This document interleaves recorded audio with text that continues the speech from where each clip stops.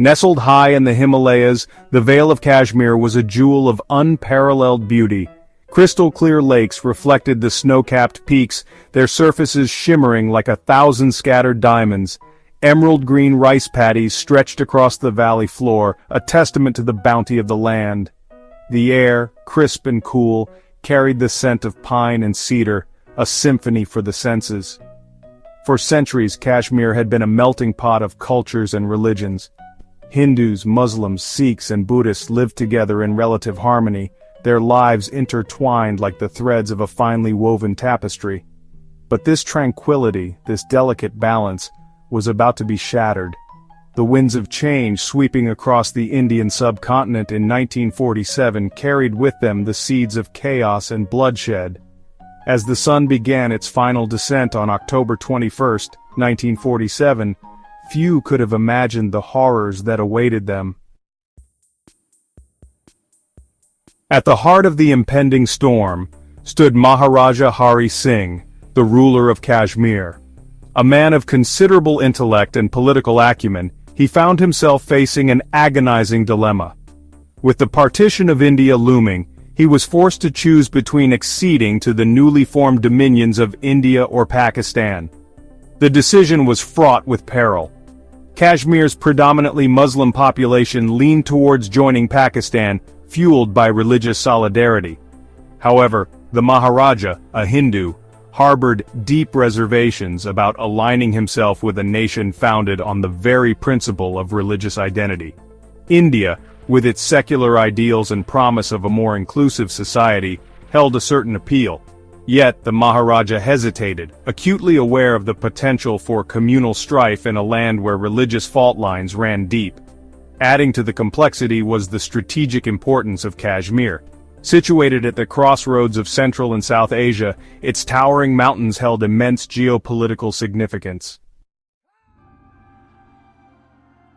In the pre-dawn darkness of October 22, 1947, a heavily armed force of Pashtun tribesmen, armed and aided by the Pakistani army, crossed the border into Kashmir.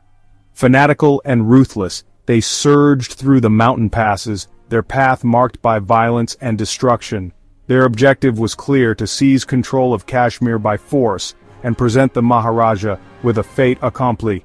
Encouraged by promises of plunder and driven by a potent mix of religious fervor and tribal loyalty, they descended upon the unsuspecting villages and towns of Kashmir, unleashing a reign of terror that would forever scar the soul of the valley.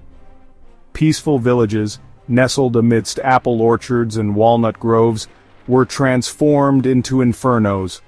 Homes were looted and torched, their inhabitants either butchered or driven out into the cold embrace of the mountains.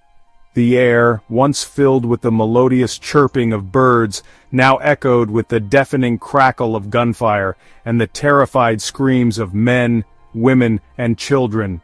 The invaders, fueled by a toxic brew of religious hatred and bloodlust, showed no mercy. They targeted civilians indiscriminately, their brutality knowing no bounds. The picturesque town of Baramulla, known for its beautiful gardens and bustling marketplace, became a chilling testament to the invaders' barbarity. As the sun rose on October 26th, the town's inhabitants awoke to the terrifying sound of gunfire echoing through the streets. The raiders, their ranks swelled by local collaborators, stormed into Baramulla, their eyes burning with hatred and lust. They fanned out through the town, their footsteps leaving a trail of blood and destruction in their wake. Shops and homes were looted and set ablaze, the flames consuming everything in their path. Men were rounded up and summarily executed, their bodies left to rot in the streets. Women were subjected to unspeakable horrors, their cries for help swallowed by the cacophony of violence. The town's hospital, a beacon of hope and healing, became a scene of unimaginable carnage. Patients, too weak to flee, were murdered in their beds. Doctors and nurses, their only crime being their compassion, were brutally slain.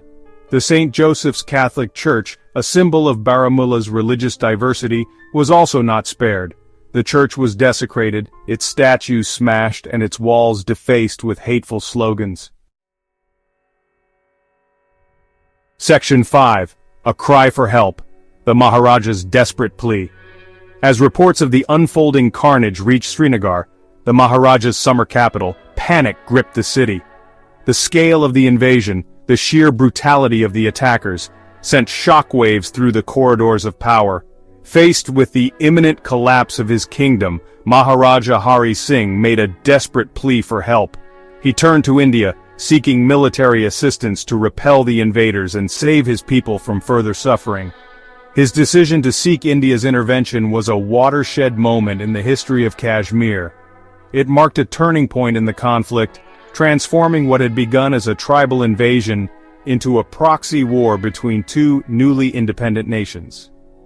On October 26, 1947, Maharaja Hari Singh signed the Instrument of Accession, formally integrating the state of Jammu and Kashmir into the Dominion of India. It was a decision born out of desperation, a last-ditch effort to save his kingdom from being overrun by forces he could no longer contain. The signing of the Instrument of Accession was met with jubilation in New Delhi and dismay in Karachi. Section 6. India's response, a bridgehead against the tide.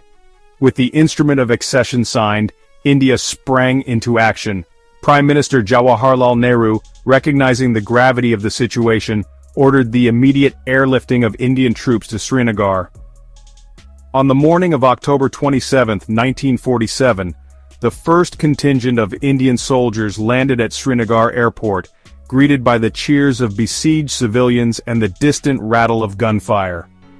They had arrived just in time, for the invaders were on the outskirts of the city, their advance slowed only by the fierce resistance of local volunteers. The arrival of the Indian Army marked a turning point in the conflict. Well-trained and disciplined, the Indian soldiers launched a counter-offensive, pushing back the invaders from the outskirts of Srinagar and securing a vital bridgehead in the valley. The fighting was fierce and often hand-to-hand.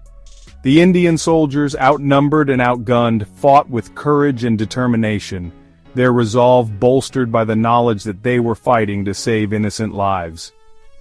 As the days turned into weeks, the tide of the battle began to turn. Section 7. The Price of Freedom, a land divided, a people displaced. The First Indo-Pak War of 1947-48 ended with a United Nations-brokered ceasefire, leaving Kashmir divided along a jagged line known as the Line of Control. It was a fragile peace, one that would be shattered time and again by renewed hostilities and bloodshed. The partition of Kashmir had a devastating impact on its people. Families were torn apart, their homes and livelihoods lost in the maelstrom of violence. The valley, once known for its warmth and hospitality, became a battleground, its lush landscape scarred by trenches, bunkers, and minefields. The human cost of the conflict was immeasurable. Thousands of Kashmiris, caught in the crossfire of a war they did not choose, were killed, wounded, or displaced. Their stories, often untold and unheard, bear witness to the enduring legacy of a conflict that has haunted the region for generations. The partition also had a profound impact on the political and social fabric of Kashmir. Section 8. Scars on the Soul, the Enduring Legacy of Black Day. 78 years have passed since the fateful day when Pakistani raiders descended upon the peaceful valley of Kashmir. The guns have fallen silent, at least for now, but the scars of that fateful day continue to haunt the collective memory of the Kashmiri people. October 22nd is etched in the annals of Kashmiri history as Black Day, a day of mourning and remembrance. It is a day to remember the thousands of innocent men, women, and children who were brutally murdered, their lives cut short by the forces of hatred and intolerance. It is a day to remember the homes that were looted and torched, the places of worship that were desecrated, and the cultural heritage that was destroyed. The legacy of Black Day is not just one of pain and suffering. Section 9. A call for remembrance, lest we forget the lessons of history. The tragedy of Black Day serves as a stark reminder of the human cost of conflict, the enduring legacy of hatred and intolerance. It is a call to action, A plea for peace and reconciliation in a region that has seen far too much bloodshed. It is imperative that we remember the events of October 22, 1947, not to perpetuate old wounds, but to learn from the mistakes of the past and work towards a future where such horrors are never repeated. The people of Kashmir, caught in the crossfire of a conflict not of their making, deserve a future of peace, justice, and dignity.